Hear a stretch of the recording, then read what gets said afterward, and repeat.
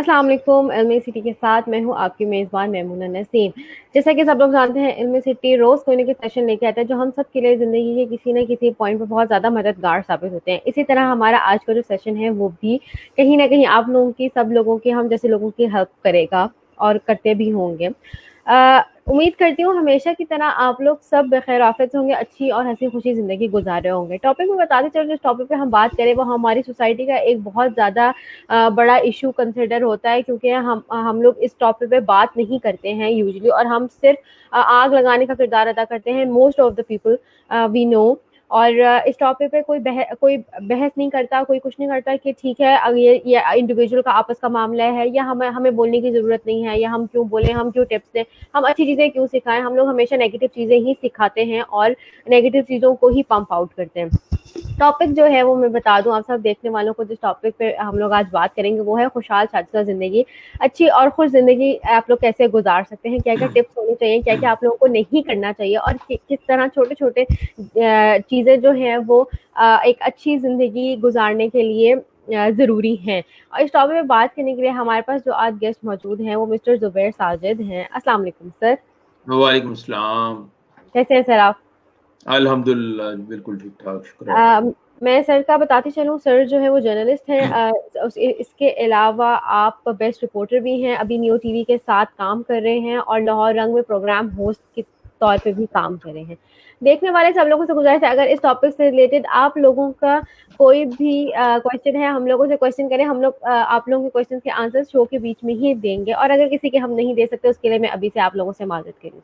जिन लोगों ने अभी हमें ज्वाइन किया है, मैं एक बार टॉपिक दोबारा से एक्सप्लेन कर दूं कि टॉपिक किस पे हम बात करें। हम करें अच्छी और खुशहाल शादीशुदा जिंदगी कैसे गुजारी जा सकती है, reasons for happy marriage life. Sir सबसे पहले जो है वो मैं चाहूंगी आप बताएंगे हैप्पी मैरिज लाइफ होती क्या है, पॉइंट क्या है हैप्पी मैरिज लाइफ का, क्या क्या चीजें होती हैं तो आपको लगता है कि आपकी शादीशुदा जिंदगी अच्छी है। मुन्ना, जो आपने सवाल किया, बड़ा बुनियादी सवाल किया है कि खुशहाल जो मैरिज लाइफ है, वो खुशगवार मैरिज लाइफ क्या होती है। सिंपल सी बात है कि मियाँ और बीवी, हस्बैंड और वाइफ अगर आपस में एक दूसरे पर सेटिस्फाइड हैं और वो हैप्पी लाइफ गुजार रहे हैं, तो उसे हम खुशहाल जिंदगी कहते हैं। इसके बेशुमार एस्पेक्ट्स हैं कि किस तरीके से वो खुशगवार अजवाजी जिंदगी गुजारें और किस तरीके से वो अपनी लाइफ को प्लान करते हैं।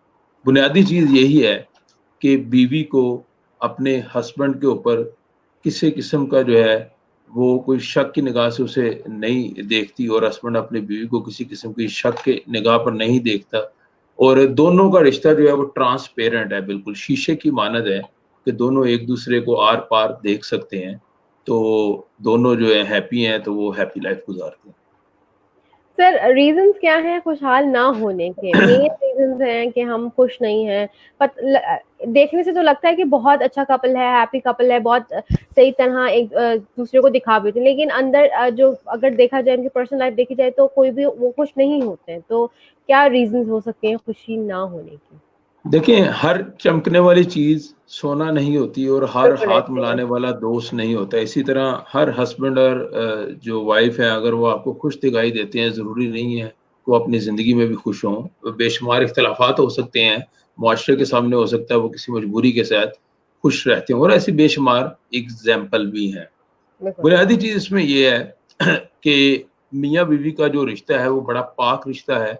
जैसे मैंने पहले बताया कि ट्रांसपेरेंट रिश्ता है, शीशे की मानद है। इस शीशे के ऊपर जरा सा भी गर्द कहीं भी आपको नजर आए, तो आपको शीशा ब्लर नजर आना शुरू हो जाता है। आप सही। अपने आप को उस शीशे में सही तरीके से देख नहीं पाते। तो सेम सिचुएशन है मियाँ बीवी की, कि अगर आप बड़ा मामूली सा दब्बा भी कहीं पे लग जाए, कोई एक जो कहते हैं कि एक चींटी के बराबर भी कहीं ना कहीं कोई पॉइंट नजर आ रहा हो, तो शक की बुना पे तो आपका रिश्ता जो है वो खराब होना शुरू हो जाता है। बड़ी सिंपल सी बात है, कुछ वजूहात जो है मैंने आज स्टडी की है जिस वजूहात के ऊपर, वो है कि रिश्ते की बुनियाद जो है वो अल्लाह की इताअत और उसके मुतय्यन करदा हकूक़ फ़राइज़ पर जो रखते हैं, वो बेहतरीन ज़िंदगी गुजारते हैं। और ठीक है। बहुत से लोग ऐसे हैं जो रिश्ते की बुनियाद रसूमात, गुनाहों और ख्वाहिशात नफ्स पर रखते हैं, तो उन्हें जो है प्रॉब्लम का फेस करना पड़ता है। छोटी छोटी चीज़ें हैं। एक दूसरे की इज्जत और एहतराम हमेशा जो है वो जो कायम रखते हैं, वो यकीनन अच्छी ज़िंदगी गुजारते हैं। और एक दूसरे का मजाक उड़ाते हैं और तजलील करते रहते हैं, अक्सर वो हमेशा नाकामी की तरफ जाते हैं। अपने अल्फाज, एमाल और जज्बात के ज़रिए अक्सर एक दूसरे की तारीफ करते रहते हैं। अपने अल्फाज, एमाल और जज्बात की बुनियाद पर एक दूसरे की तारीफ करते हैं, तो वो यकीनन एक खुशगवार हैप्पी लाइफ गुजारेंगे।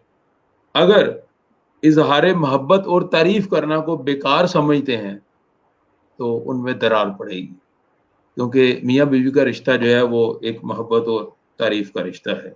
हम दूसरों की मोहब्बत में बड़े बोल बोलते हैं, बड़ी तारीफें करते हैं, ऐसे ही बड़े है। जो हैं वो अपने खास तौर पे हमारे जो एम्प्लॉयज हैं प्राइवेट सेक्टर में, अपने बॉसेस की बड़ी तारीफ करते हैं, अपना काम करते हैं, लेकिन बदकिस्मती से जब घर से काम से घर आते हैं, तो अपनी वाइफ को वो इजहार मोहब्बत या वो जो है एक तारीफ है, वो नहीं कर पाते। सिंपल सी बात है, अगर आपकी वाइफ ने अच्छा आप घर आए हैं ऑफिस से, तो आते ही जो है एक एक्सपेक्टेशन होती है हर हस्बैंड को कि मेरी वाइफ जो है वो मुझे पानी का एक गिलास पिला दे।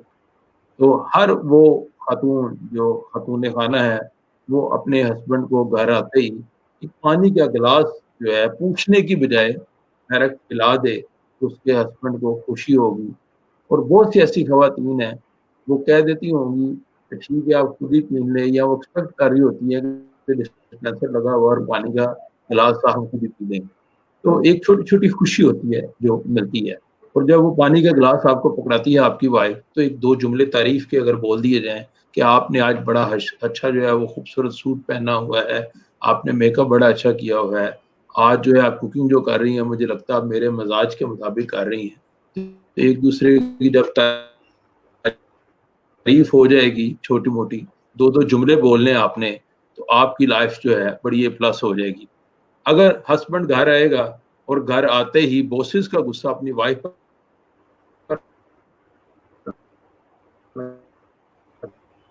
डालेगा, और आपके रात के खाने का अपना फिर यकीनन जो है वो डिस्टर्बेंस क्रिएट होती है। इसी तरह अगर हस्बैंड तैयार हुआ है, तो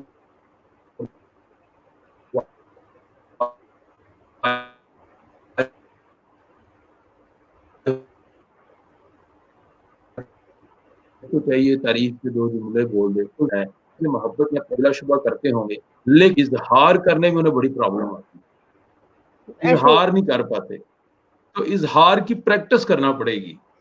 बहुत से ऐसे लोग हैं हमारी सोसाइटी के, जो मियाँ-बीवी हस्बैंड अपनी बीवी की केयर करता है बड़ी, लेकिन लगता यूँ है कि वो केयर नहीं करता, उसकी बातों से, उसकी एक्टिविटी से लोगों के सामने मज़ाक करना अपनी वाइफ़ को, या वाइफ़ हस्बैंड को लोगों के सामने मज़ाक करते हैं, वो जस्ट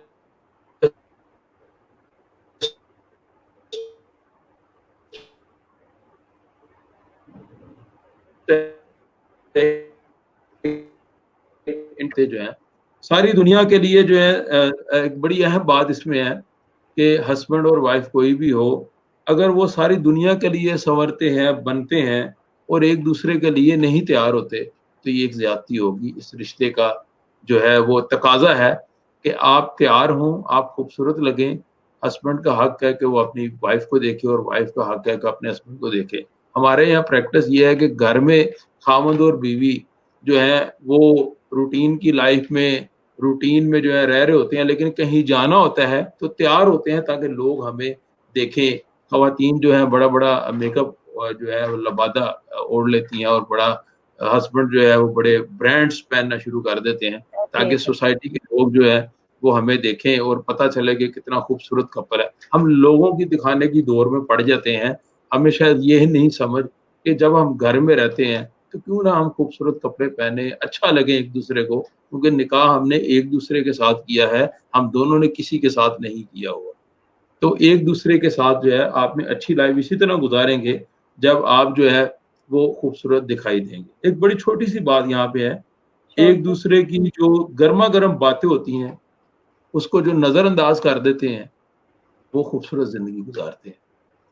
और जो छोटी-छोटी बातों को पहाड़ बना के पेश करते हैं, उनकी ज़िंदगी अज़ाब में पड़ जाती है। ख़वातीन के हवाले से मैं यहाँ पे एक एग्ज़ाम्पल कोट करता हूँ कि हमारे दोस्त हैं बड़े अच्छे, तो उन्होंने कहा जी कि मैंने शादी की है, बहुत उनके पास पैसा था माशाल्लाह। तो उन्होंने कहा जी मैंने बड़ा महँगा घर बनाया है अपनी वाइफ़ के लिए, जो है बड़ा ज़बरदस्त रूम बनाया है। तो उस कमरे में जो है इतने पैसे लग चुके हैं अब तक शादी के बाद। तो मेरी वाइफ़ ने मुझे बोला कि वो मेरी फलाँ फ्रेंड की जो है घर है, वो मेरी अम्मी की तरफ जो है फलाँ चेयर जो है, वो फलाँ रूम, वो तो बड़ा डेकोरेटेड है, लेकिन हमारे पास ऐसा नहीं है। तो उसने कहा जी मैंने वो पैसे लगाए और जो उन्होंने डिमांड की और उस जैसा बना दिया। लेकिन फिर भी जो है वो शिकायत बरकरार रहती है। देखिए अम्मी की तरफ जो बेड था, वो तो बड़ा खूबसूरत था, आपने ले दिया। लेकिन वो मेरी एबीसी जो फ्रेंड की तरफ जो चेयर पड़ी हुई है ड्राइंग रूम में, वो भी हमने लेके आनी है। कहता मैंने वो भी लेके आया। कहता इस एक्सरसाइज़ को करते मैंने लाखों रुपए लगा दिए, लेकिन मुझे पता चला कि उनकी जो वाइफ़ है, उन्हें चीज़ों से प्यार है, शायद उनसे प्यार कम है। लिहाज़ा चीज़ों से प्यार नहीं करना चाहिए, इंसान से प्यार करना चाहिए। चीज़ें आती-जाती रहती हैं, लेकिन इंसान जब चला जाता है, वो ज़िंदगी में वापस नहीं आता। तो इंसान की अहमियत को जो है देखना चाहिए। ठीक हो गया सर। हमारे पास एक क्वेश्चन आया था ऑडियंस में से, वो पूछ रही मेरे हस्बैंड हर टाइम फ़ोन में लगे रहते हैं, प्लीज़ इसका कुछ बताएँ? देखिए ममूना ये ये बहुत कॉमन शिकायत बड़ा है। इश्यू है। सर ये बहुत बड़ा इश्यू है, क्योंकि जिस तरह हम लोगों के पास फ़ोन्स और तरक्की होती जा रही है, उस तरह ये इश्यू दिन-ब-दिन ज़्यादा होता जा रहा है। ये कॉमन प्रैक्टिस है। मेरा ये ईमान है, मेरा ये मानना है, अगर आपने खुशगवार ज़िंदगी गुज़ारनी है, तो एक हस्बैंड जब काम से घर आता है, तो उसकी बच्चों और बीवी का हक है कि वो हस्बैंड उनको वक़्त दे। ऐसे ही है बिल्कुल सर। सबसे बड़ी प्रॉब्लम ये है कि जितने शौहर हैं वो बेगमात को वक़्त नहीं देते। बहुत से ऐसे शौहर हैं जो घर आते हैं और आके फ़ोन पे लगे रहते हैं और वो ये कह के टाल देते हैं बातें कि मेरी तो ऑफ़िस की मीटिंग चल रही है, मेरे दोस्तों का फ़ोन आया है, तो वो उसमें मसरूफ़ हो जाते हैं। बड़ी सिंपल सी बात है कि अगर हस्बैंड आपको इग्नोर कर रहा है, तो उसे मोहलत दें थोड़ी-सी, उसे रियलाइज़ करवाएँ कि हाँ, मैं आपकी बीवी हूँ, ये आपके बच्चे हैं, तो आपको इनको वक़्त देना चाहिए। अगर वो बाज़ ना आए, तो जब आप भी इग्नोर करना शुरू करेंगे, देन उसे तो रियलाइज़ होगा कि उसके साथ क्या बीतती है। बड़े ऐसे शौहर हैं, जो घर बैठे रहते हैं, उनकी बेगमात जो हैं काम-काज पे जाती हैं। वो हमारे मुआशरे के नकट्टू लोग मैं उन्हें कहता हूँ। उनकी कोशिश ऐसी सोच के लोग होते हैं, जो ये सोचते होते हैं कि मैंने शादी वहाँ पे करवानी है, जो जो लड़की है वो अच्छा कमाती हो और उसी के पैसों से मैंने ज़िंदगी गुज़ारनी है। इस तरह के लोग जो है उन्हें नखट्टू इसलिए मैं कहता हूँ, क्योंकि जो मर्द है उसकी ज़िम्मेदारी है कि वालिदैन के हुकूक भी पूरे करे और अपने बच्चों और बीवी के भी हुकूक पूरे करे। और स्पेशली जो मोबाइल फ़ोन यूज़ करते हैं, खुदारा मेरी उनसे रिक्वेस्ट है कि भाई मोबाइल की जान छोड़ दें। मोबाइल ने आपको बेगम का प्यार नहीं देना, मोबाइल ने आपको बच्चे नहीं देने, आपकी वाइफ़ ने देने। आप उस वाइफ़ का जो है उसका रिस्पेक्ट करें और उसको मोहब्बत दें। देखिए सिंपल सी बात है, एक लड़की जब शादी करके लड़के के घर आती है, वो अपना सारा कुछ छोड़ के आती है, सारा ख़ानदान छोड़ के आती है और अपने घर से फर्नीचर भी लेके आते हैं। ऐसा ही है। यार आप कितने बदबख्त हो कि एक लड़की के ऊपर ज़ुल्म करते हो। जो लड़की अपने घर से बेड लेके आती है और उसी बेड पे सोते हो आप और उसी लड़की को बुरा-भला कहते हो और उसको वक़्त नहीं देते। ये सोचने की बात है। अगर हमारी अक्ल, शऊर जो है वो थोड़ा-सा एक्टिव हो, तो हमें बात समझ आ जाती है कि हम उस लड़की के ऊपर ज़ुल्म कर रहे हैं, उसको बुरा-भला कह रहे हैं, उसको हम वक़्त नहीं दे रहे, उसको हम रिस्पेक्ट नहीं दे रहे, उसको हमने काम पे लगाया हुआ है, उसको हमने नौकरानी बना के लगाया हुआ है। जो लड़की अपने घर से बिस्तर लेके आई है और उसी बिस्तर पे हम जो है वो सोते हैं, ये हमें शर्म आनी चाहिए और इस तरह के लोगों को सोचना चाहिए, डूब के मर जाना चाहिए। तो खुदारा अपनी अकल के ऊपर जो है पर्दा पड़ा हुआ उनकी, उन्हें जो है होश के नाखून लेने चाहिए। सर और अभी आपने मैं एक ऐड करूँ, अभी आपने जिस तरह कहा कि इग्नोर करें, तो वापस क्वेश्चन आया कि इग्नोर कैसे करें हस्बैंड को? देखिए इग्नोर बड़ी सिंपल सी बात है, छोटे-छोटे मज़ाक होते हैं, छोटे-छोटे चुटकुले होते हैं। जब आपके हस्बैंड आपको वक़्त नहीं देता, तो उनको जो है चीज़ें चटपटी पसंद हैं, तो आप चटपटा खाना ना दें, उन्हें सादा-सा खाना दे दें।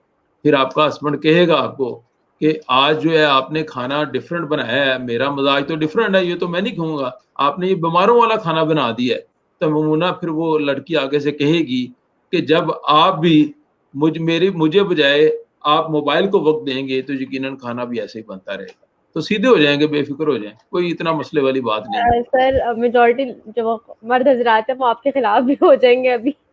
अच्छा, हमारे पास सर एक और क्वेश्चन ऑडियंस में आया था, मैं उस क्वेश्चन को थोड़ा जो है वो चेंज करके कहूंगी कि अरेंज मैरिज और लव मैरिज क्या क्या क्या रेशो है ऐसी कि लव मैरिज वाले ज्यादा खुशहाल शादीशुदा जिंदगी गुजारते हैं as compare to arrange marriage, या बिल्कुल इक्वल रेशो है कि अगर ठीक है कभी लव मैरिज में भी इश्यूज होते हैं, नो डाउट।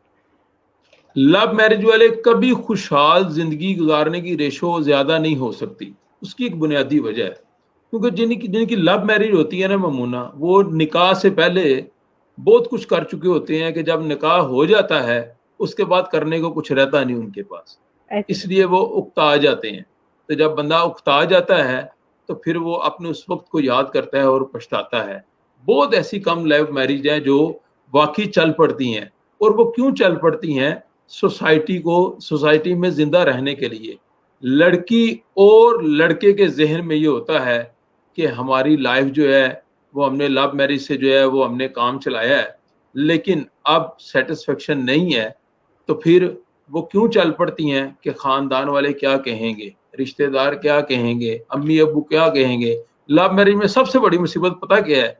मियाँ और बीवी की जब लड़ाई हो जाती है ना, तो लड़की नाराज होकर अपने घर जाती है, तो उसकी अम्मा कहती है तेरे कहने पे शादी हुई थी, अब तू जाने और तेरा शोहर हाँ, जाने। और बिल्कुल ऐसे। शोहर जब नाराज होता है, परेशानी होती है, तो शोहर के जो वालदैन होते हैं वो कहते हैं पुत्र तू लब के ले आंदी सी, हुण तू आप ही भुगत, हम नहीं भुगतेंगे इसको। तो आपके पास ठिकाना कोई नहीं रहता। फिर आप ऐसे जो है वो ख्वारी आपके कदम चूमना शुरू हो जाती है। अरेंज प्लस लव करें, सबसे बेस्ट खुली है भैया। आप अरेंज मैरिज करें। जब अरेंज मैरिज का मतलब ये है, मेरा ये मानना है कि लड़का और लड़की की जो चॉइस होनी चाहिए वो मजाज के मुताबिक होनी चाहिए। ठीक हो वो गया। किसी एक स्पेसिफिक चीज के ऊपर नहीं होने चाहिए। मसलन बड़े हमारे यहाँ कॉमन प्रैक्टिस है ना, लड़के लड़कियां यूनिवर्सिटी में पढ़ती हैं, लव स्टोरी चलती हैं 4 साल, यूनिवर्सिटी की डिग्री तक वो लव स्टोरी रहती है। डिग्री के बाद जो है वो लड़की कहीं और शादी करा के निकल जाती है, लड़का कहीं और शादी करा के निकल जाता है। ये कॉमन प्रैक्टिस है हमारे यहाँ तालीमी इदारों में, बदकिस्मती से। ऐसे और कोई भी डिनाई नहीं कर सकता, चाहे कोई हमारी सरकारी यूनिवर्सिटी है चाहे प्राइवेट यूनिवर्सिटी है, क्योंकि हमने यूनिवर्सिटीज के बहुत से ऐसे केसेस देखे हैं जो बिल्कुल। अगर 100 कपल्स बने हैं यूनिवर्सिटी में फ्रेंडशिप के नाम पर, और उनमें से सिर्फ 4 या 5 ही जो है वो रिश्ते में बदल जाते हैं, बाकी 96 या 95 जो है वो अपने अपने अतराफ में निकल जाते हैं। कई मजबूरियां बन जाती हैं, शादियां जो हैं वो नहीं होती। आप शादी करें, सिंपल एक कैलकुलेशन है शादी की, बड़ी आसान सी, कि लड़की और लड़के का रिश्ता देखा जा रहा है। घर वाले भी देख रहे होते हैं और लड़की और लड़के दोनों घर वाले देख रहे होते हैं। सबसे पहले वालदैन का आसान एक फार्मूला है, वो कहते हैं बेटा या बेटी को कहते हैं कि बेटा आपके जहन में कोई है तो हमें बता दे। तो अगर अगर गलती से लड़का या लड़की ने बता दिया कि हाँ मेरे जहन में ये है फलां बंदा, तो भाई आपके वालिदैन वहां रिश्ता नहीं करेंगे, ये बात याद रखिए। सर बिल्कुल ऐसे चिढ़ ममूना आप कह रहे हैं बिल्कुल ऐसे ही है, आपका एक्सपीरियंस तो नहीं है कहीं पे? नहीं नहीं सर, अल्लाह का शुक्र ऐसा अच्छा, कुछ। चले। बहरहाल आप अरेंज मैरिज करें, उसका तरीका एक कैलकुलेशन है बड़ी सिंपल सी ममूना। लड़के को चाहिए और लड़की को चाहिए एक छोटा सा चेक लिस्ट बना लें। चेक लिस्ट में यह बना लें कि आप देखें कि आपका फाइनेंशियल सिस्टम किस तरह का है, कितना मजबूत है, कि आपकी मंथली इनकम कितनी है, आपकी आपके घर वालों की, जो भी आपका फाइनेंशियल सिस्टम है, चाहे वो कंबाइंड फैमिली सिस्टम है या इंडिविजुअल है, उसको चेक कर लें। फिर आप देखें कि आपकी क्वालिफिकेशन क्या है। ठीक है। फिर आप देखें कि जिस तरफ मैं हाथ बढ़ा रहा हूं, क्या उनके मजाज, क्या उनकी रसूमात जो हैं वो हमारी फैमिली के इर्द गिर्द घूम रही हैं या दूर है काफी। ठीक है। कल्चर जो है वो उनमें कितना डिफरेंस है। आप छोटी सी चेक लिस्ट बना लें 8-10 चीजों की। जो भी कैंडिडेट आपके पास आए, लड़के या लड़की के पास, चाहे रिश्ता कोई लेके आए या वालदैन लेके आए या आपको कोई पसंद आ गया है, तो उस पसंद की बिना पे रिश्ता सिर्फ चेक लिस्ट देख के करें। अगर आपकी चेक लिस्ट में सारे टिक हो जाते हैं तो आप रिश्ते को मान लें। उसमें आपने खुद फैसला करना है कि आपने खूबसूरती की तरफ भागना है या खूबसूरत की तरफ भागना है। आपने खुद ठीक फैसला है। करना है कि एक बंदा जो है वो फाइनेंशियली कितना स्ट्रांग है या फाइनेंशियली कितना वीक है। हाँ, कोई ऐसी लड़की, उसका जो मजाज है वो ऐसा है कि वो एक एलीट फैमिली से आई है और हर सहूलत जो है उसके रूम के अंदर उसे अवेलेबल है, उसके टेबल के ऊपर अवेलेबल है हर सहूलत। तो वो अगर किसी ऐसे लड़के से शादी कर लेगी जो इंतहाई फाइनेंशियली जो है कमजोर होगा, तो हुँ, वो लड़के के खानदान के लिए लड़की मुसीबत बन जाएगी।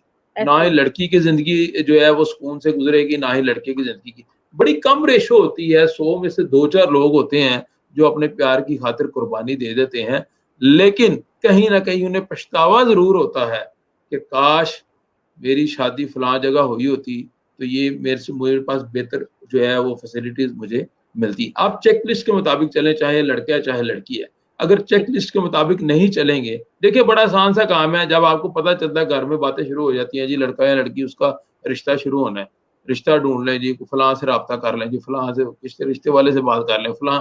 इस काम में जो है ना, एक चीज से बड़ा अवॉइड करें, ममूना बड़ी जरूरी चीज है। हर फैमिली में एक ताया, चाचा, मामा, खालू, फूफा या फुफ्फो, खाला, ताई, मामी, चाची, एक ऐसा फर्द जरूर होता है जो आपके सर पे सवार हो जाता है और आपको कहता है कि ये आप क्या करने लगे हैं, ये रिश्ता यहाँ पे ना करें, बेशक वो ठीक हो रहा हो। वो ठीक एक है। शख्स जो है वो आपके ऊपर सवार हो जाएगा, कभी भी उस शख्स की बातों में ना आए। शादी का फैसला जो है वो बुनियादी तौर पे लड़का या लड़की का खुद का फैसला है, उसके बाद सेकंड ओपिनियन उसके पेरेंट्स की है। ये बात आप याद रखें। तीसरी ऑप्शन आपने लेनी है तो आप किसी और रिश्तेदार के पास जाएं। हमारे यहाँ वालदैन सबसे बड़ी गलती करते हैं, अपने किसी वडेरे के कहने पे बच्चे बच्चियों का रिश्ता कर देते हैं, लेकिन बदकिस्मती से वो शादियां नाकाम हो जाती हैं, वो बिल्कुल, कामयाब नहीं होती। बिल्कुल ऐसा ही है सर। कंपैटिबिलिटी चेक नहीं की जाती, बस अपने नाम की वजह से या उस किसी भी रीज़न की वजह से शादी कर दी कि हमने ज़बान दे दी है, कुछ भी बहुत ज़्यादा इश्यूज़ आते हैं।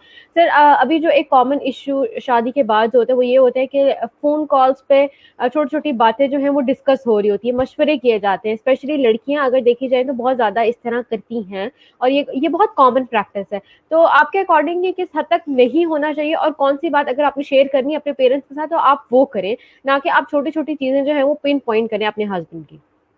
क्योंकि अगर इस तरह देखें होता है तो वो लड़ाइयाँ और बहुत ज़्यादा इश्यूज़ क्रिएट हो जाते हैं इस तरह की बातों से। मैमुना, एक बात याद रखिएगा, कभी भी लड़का और लड़की में फड्डा नहीं होगा अगर उनकी बात घर से बाहर जाएगी। ठीक होगा। मियाँ बीवी के दरमियान बात रहनी चाहिए। जैसे ही दोनों के दरमियान कोई तीसरा पर्सन ऐड हो जाएगा, चाहे वो लड़की का कोई रिश्तेदार हो, चाहे कोई लड़के का रिश्तेदार हो, जब बात बाहर निकलेगी तो बड़ी दूर चली जाएगी, फिर उस ऐसे ही बात को पकड़ना जो है वो मुश्किल नहीं नामुमकिन होगा। आपका प्रॉब्लम है आपकी वाइफ के साथ, आपका प्रॉब्लम है आपके हस्बैंड के साथ। दोनों के मजाज डिफरेंट हो सकते हैं, दोनों के मजाज एक जैसे हो सकते हैं, तो एक बंदा गुस्से में हो सकता है, एक जो है वो नॉर्मल पोजीशन में हो सकता है, नॉर्मल जो है वो मेंटेलिटी लेवल पे हो सकता है। तो आप वक्त का इंतजार करें और अपनी बात कहें, इजहार करें। देखिए कोई भी प्रॉब्लम आपको लगता है कि आपकी शादी हो गई, चंद माह गुजर गए, साल गुजर गए, ये 10 प्रॉब्लम जो है जान नहीं छोड़ रही। भैया आप पहले एक प्रॉब्लम को पकड़ें, आप बात करें। लड़की को प्रॉब्लम है, वो अपने हस्बैंड के साथ बैठ के बात करें तो भाई हमारे मुझे ये मसला आ रहा है और काफी अरसे से आ रहा है, इसका कोई सोल्यूशन देना चाहिए। लड़का जो है वो उसका हल देना उस पर फर्ज है कि उसका हल दे। ठीक अगर बोला वो आप। हल नहीं देता, उसको किसी और तरीके से बात करे। हाँ, हमारे यहाँ सबसे बड़ी प्रॉब्लम जो फोन कॉल वाली बात की है ना, ये हमारे रिश्तेदारों की वजह से होती है। ऐसा ही है। लड़की लड़की के रिश्तेदार में बेशुमार ऐसी सहेलियां होती हैं जो उसकी जिंदगी बर्बाद कर रही होती हैं, लेकिन लड़की समझ रही होती है कि ये मेरे लिए अच्छा है।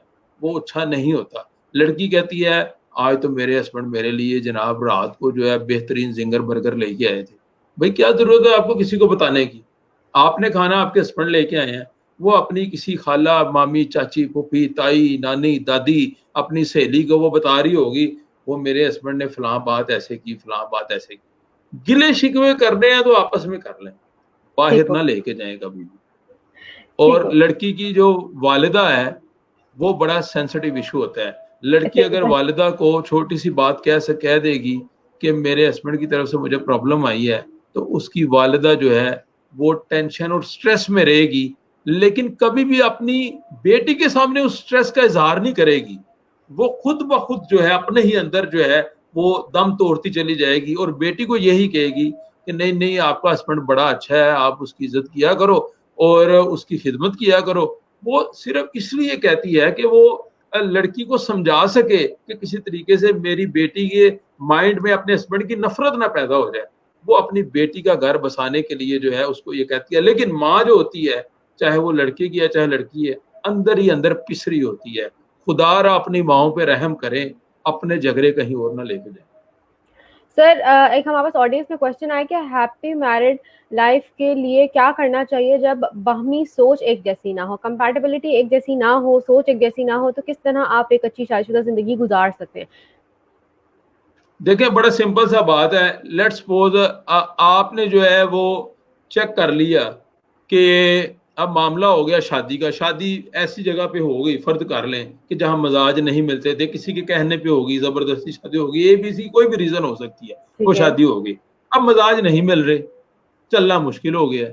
जब आप चलते हैं तो भाई आपके पता है किसी एक बंदे को कुर्बानी देनी पड़ेगी। अपना जो अना है ना उसको खत्म करना पड़ेगा भाई। या लड़की को अपनी जिद छोड़नी पड़ेगी या लड़के को जिद छोड़नी पड़ेगी। अगर आप जो क्या कहते हैं अपनी जिंदगी को आगे बढ़ाना चाहते हैं। आपने बड़े ऐसे केस देखे होंगे मामूना अपनी जिंदगी में कि मियाँ और बीवी के दो दो एक एक तीन तीन बच्चे होते हैं, लेकिन वो बात ये कर रहे होते हैं कि हम एक दूसरे के साथ नहीं रह सकते। केस देखे होंगे अपनी जिंदगी में। जी सर। मेरा ये सवाल है, यार खुदा का नाम लें, अगर आपने नहीं रह सकते तो आपने बच्चे क्यों पैदा किए?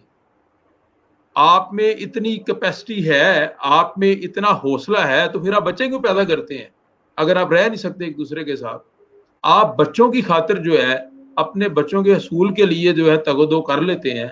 तो उस जिस बच्चे को उस माँ ने पैदा किया है उसके साथ आप रहना नहीं चाहते, या माँ जो है वो हस्बैंड के साथ रहना नहीं चाहते, ये बड़ी ज्यादती है। और मैं यहाँ पे बीवी की क्यों अहमियत में बात कर रहा हूँ। ममूना, जिंदगी में सबसे मुश्किल तरीन जो इम्तिहान है ना, आप अपनी ऑडियंस से पूछ रहे हैं, कोई कहेगा CSS का पेपर है, कोई कहेगा जो है आपने आर्मी में जाना है तो उसके कोई टेस्ट वगैरह मुख्तलिफ, कोई कहेगा MBBS के पेपर है। दुनिया का मुश्किल तरीन और हसास तरीन जो इम्तिहान है इस दुनिया में, वो एक बच्चे की पैदाइश है। और वो इम्तिहान से सिर्फ माँ गुजर सकती है। उस माँ को अगर इज्जत नहीं देंगे जिसने आपका बच्चे को पैदा किया है, उसको रिस्पेक्ट नहीं देंगे, उसकी कदर नहीं करेंगे, तो फिर आप तबाह बर्बाद हो जाएंगे। मुश्किल तरीन काम एक लड़की के जुम्मे लगाया, औरत के जुम्मे। अगर मर्द इतनी ताकतवर है तो बच्चा पैदा करके दिखाए, मैं उसे मान जाऊंगा। ये अल्लाह पाक की तकसीम है, ये मेरी और आपकी तकसीम नहीं है। ये अल्लाह मियाँ ने जिम्मेदारियां लगा दी हैं। आप जी। यकीन करें, पाकिस्तान में जब डिलीवरी केसेस होते हैं तो मैंने बहुत से ऐसे लोग देखे हैं, खास तौर पे हमारे बैकवर्ड एरिया में, हस्बैंड को पता ही नहीं होता और बीवी को ऑपरेट होता है और बच्चा पैदा हो जाता है। हस्बैंड को तो 2 दिन बाद पता चलता है, 1 दिन बाद पता चलता है, या फोन पे बात होती है। आप चले जाएं जरा USA, कनाडा, UK, वो आपको ऐसी छतरोल करेंगे कि आपको अकल टकाने आ जाएगी। यूरोपियन कंट्री में क्या करते हैं, वो कहते हैं ये बीवी बच्चा पैदा कर रही है, इसके साथ खड़े हो डिलीवरी के वक्त, बिल्कुल बेशक ऐसे। ऑपरेट है बेशक डिलीवरी है, वो हाथ पकड़ाएंगे बीवी का, हस्बैंड को। तुम्हें ऐसा क्यों ऐसा करते हैं? मैंने पूछा एम्बेसिडर से UK से, मैं कहा ये क्यों ऐसा करते हैं? उसने, ये ब्रिटिश एम्बेसिडर ने बताया कि भाई मेरे, एक मर्द को एहसास दिलाना होता है कि आपकी बीवी जो है किस तकलीफ से गुजर रही है, तो उसका एहसास दिलाने के लिए ये प्रैक्टिस की जाती है। यहाँ पे तो अगर कोई लड़की जो है प्रेगनेंसी में है तो वो डॉक्टर के पास जाना हो तो हमारे हस्बैंड साथ नहीं देते उसका। हमारे हस्बैंड क्या कहते हैं, वो तू अपनी खाला नू लाइया, वो अपनी जो है ना अम्मा को ले जाना, अपनी सिस्टर को ले ऐसे। जाना, फलां को ले जाना, ABC, मुझे नहीं पता, मैं बस पैसे दूंगा। और भाई हम्म। पैसे नहीं चाहिए उसे, उसे आपका प्यार चाहिए। ये बात हमें समझना पड़ेगी। जब आप पैसे की वैल्यू को खत्म करके आप मोहब्बत देना शुरू कर देंगे तो आपकी लाइफ ऑटोमेटिक खुशगवार हो जाएगी, पीछे कोई चीज ही नहीं रह जाती। मजाज का आपने सवाल किया था, एक बंदे को कुर्बानी देना पड़ेगी। मुझे लगता है कि मेरी वाइफ में बहुत गुस्सा है, ठीक तो है। मुझे बर्दाश्त करना पड़ेगा, उसके गुस्से को मोहब्बत में बदलना पड़ेगा। औरत को लगता है कि उसके हस्बैंड में बड़ा गुस्सा है, तो उसका गुस्सा थोड़ी देर बर्दाश्त कर ले, कुर्बानी दे ले। कोई फर्क जी। नहीं पड़ता। तो उसको उसको गुस्से को जिस दिन आप मोहब्बत में बदल लेंगे तो फिर आपको जिंदगी का मजा आएगा। देखें, जब भी आपका दुश्मन होता है ना जिंदगी में कोई भी, उस दुश्मन आपके खिलाफ चल रहा होता है। आपने दुश्मन को ऐसी रिस्पेक्ट देनी है, वो कहे नहीं यार मेरी गलत फहमी थी, ये मेरा दोस्त है। तो ये सिंपल सी बातें हैं। ठीक हो गया। सर लास्ट क्वेश्चन, क्योंकि हमारे सेशन का टाइम जो है वो फिक्स होता है। आपने अभी जिस तरह दीन की बात की, तो हमारा माशरा और हमारा दीन में डिफरेंट चीज़ें इस तरह की हैं, जो हमारा माशरा कुछ कहता है और हमारा जो रिलीजन है उसमें जो है डिफरेंट चीज़ें। ऐसी सिचुएशन को ओवरकम किस तरह किया जा सकता है और किस तरह करना चाहिए? रिपीट करें क्वेश्चन जरा। सर हमारे जो दीन है उसमें कुछ जी जी। चीज़ें बहुत ज़्यादा स्पेसिफाइड है और हमारे माशरे ने उन चीज़ों को फोकस नहीं किया। दोनों चीज़ों में तजाद आ जाता है ना, तो अगर मसलन कौन तजाद सी आ रहा है, एग्जांपल दे मुझे। सर काफ़ी चीज़ें, अगर सोसाइटी में काफ़ी चीज़ें हम लोगों ने कोई किया एक दिखाते मुझे हैं। दे देना, मैं उसके ऊपर बात कर अ, लेता हूँ। सर अब मैं आपको किस तरह बताऊँ, जैसे कि गिफ्ट वगैरह है, या फैमिली के अंदर अलग सेपरेट रहने वाला एक इशू है कि हम जी लोग जो जी। है वो सोसाइटी हमारी फोकस करती है एक साथ रहने को, लेकिन अगर जो देखा मैं जाए तो आपको बता देता हूँ, हाँ बड़ा सिंपल मामूना, बड़ा सिंपल सी बात है। हमारा मजहब हमें ये कहता है कि शादी करो और बीवी को उसका हक दो। ये जो बीवी के हकूक है उसमें आ जाता है। उसका बिल्कुल हक क्या है कि उसका घर अलग होना चाहिए। अब बहुत सी फैमिलीज हैं जो घर अफोर्ड नहीं कर सकती। उसका तरीका घर क्या है? हमारे उलमा कराम ने जो फतवा दिए हैं, जो बताया है, तो ठीक है, आप अलग घर नहीं बना सकते, आपकी फैमिली बड़ी है, एक घर है, आप कम से कम उसे एक कमरा और अटैच वॉशरूम दे दें। ये उसका हक है। अगर आप एक कमरा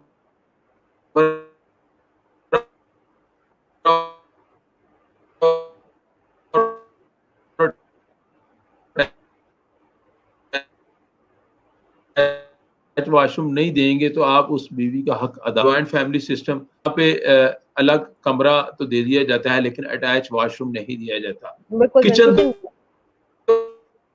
दूर की बात है। कॉमन चल जाता है, वो उसको अलग, वो समझ लें वो अलग ही घर है, वो जरूरी है, उसके बगैर गुजारा नहीं है। आप बेशक ज्वाइंट फैमिली में रहें, बेशक सेपरेट रहें, आपका 5 मरले का घर है, आपका 10 मरले का घर है, लेकिन आपने उस हकूक को पूरा करना है। और एक बड़ी अहम बात मैं बता दूं कि ये सास और बहू की जो लड़ाई का मसला है, ये हमारी बुनियादी मसाइल में से है, हमारे मुआशरे के बुनियादी मसाइल में। बिल्कुल और बड़ी सिंपल सा फार्मूला है, बीवी के ऊपर सास की खिदमत करती है, वो उसका इखलाकी फर्ज है, वो इखलाकियात की बुनियाद पे करती है। हमारा इस्लाम ये नहीं कहता कि अपने ससुर के भी खिदमत करो, सास की भी करो, आप जो बाकी दरानियां जेठानियां जो भी रिश्ते हमारे उनके भी करो। बीवी का सिर्फ एक ही काम है, उसने अपने बच्चों की खिदमत करनी है, अपने हस्बैंड की खिदमत करनी है। हाँ, ये उसका बड़ापन है, उसको अप्रिशिएट करना चाहिए। अगर वो अपनी सास की भी खिदमत करती है और ससुर की भी करती है, ये दीगर देवर वगैरह जो होते हैं उनकी, ये उसका बड़ापन है, उसको अप्रिशिएट करना चाहिए। अगर वो चाय में चीनी कम या ज्यादा, हंडिया में चीनी, सालन में जो वो मसाला जात है वो कम ज्यादा भी डाल दे, तो वो दे किसको रही है? वो किसी और को दे रही है, अपने देवर को दे रही है खाना, वो अपने सास को दे रही है, ससुर को दे रही है, तो कोई मसला नहीं, उसको फिर भी अप्रिशिएट करें, क्योंकि वो अपने फराइज से बढ़ के काम कर रही है। ऐसे ही। फर्ज उसका इतना ही था कि उसने अपने बच्चों को जो खिदमत करनी और मर्द की। लेकिन हमारे चूंकि मुआशरा है, हमारी सोसाइटी कल्चर ऐसा है, ज्यादातर ज्वाइंट फैमिली सिस्टम है, और जब लड़की घर आती है तो सास ये कहती है कि अब जो है इसको नौकर बना लिया जाए। खुदा रहा ऐसे कभी ना सोचें, उसकी रिस्पेक्ट करें। हमारे यहाँ अक्सर आपने तो सुना होगा कि जो सास है वो बहू को कहती है ये हमारी बेटियों जैसी है। हम्म। सुना होगा आपने, लेकिन जी सर। फिर बेटी का हक भी दें उसको। अगर आप कह रहे हैं ना, तो उसका हक भी दें।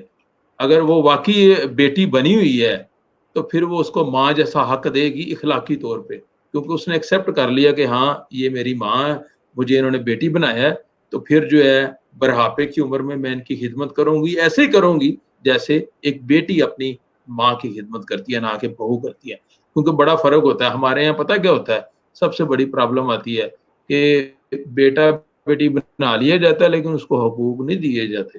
दुनिया के ऐसे ही साथ सर। सामने कह दिया जाता है कि ये मेरा बेटा है या मेरी बेटी है, तो फिर आओ ना फिर उधर हिस्सों की तरफ। अल्लाह मियाँ ने जो तकसीम डाली है जायदादों में, फिर बेटी को हक दो तो ठीक फिर हो लग गया। पता जाएगा। ठीक हो गया। Thank you so much sir. Topic बहुत बड़ा है और उम्मीद करती हूँ जिन लोगों ने हमसे क्वेश्चन किए थे उनके आंसर्स क्लियर हो गए होंगे, जिन्होंने नहीं भी किए थे जो सेशन देख रहे थे उन लोगों को भी काफी सवालात के जवाब मिल गए होंगे, उनके जहन में जो भी चीजें होंगी वो क्लियर हमने कर दी होंगी। Thank you once again sir. And पे मैं सिर्फ इतना कहूंगी कि अपने हस्बैंड वाइफ को कि बातें जो है वो अपने तक रखें, ना कि अपने पेरेंट्स या रिश्तेदारों या दोस्तों को इन्वॉल्व करें, क्योंकि इस तरह मिसअंडरस्टैंडिंग ज्यादा हो जाती है। रादर दिन के आपको एक दूसरे को समझने में टाइम लगता है, और फौरन से भी किसी से ये उम्मीद ना करें कि वो चेंज हो जाएगा। थोड़ा टाइम लगता है चेंज होने में, हस्बैंड को भी और वाइफ को भी। आते जो है वो एक दूसरे की अपनाने में भी टाइम लगता है और इम्यून होने में थोड़ी देर लग जाती है, तो थोड़ा सब्र तहफ़्फ़ुज़ से इस रिश्ते को चलाना चाहिए। एंड में मैं जो हूँ वो कहूँगी कि अपना और अपने आसपास के लोगों का ख्याल रखें बहुत ज़्यादा। मुझे मैमूना नसीम को दीजिए इजाज़त। इल्मी सिटी के एक और लाइव सेशन में दोबारा से मुलाकात करेंगे। Thank you once again.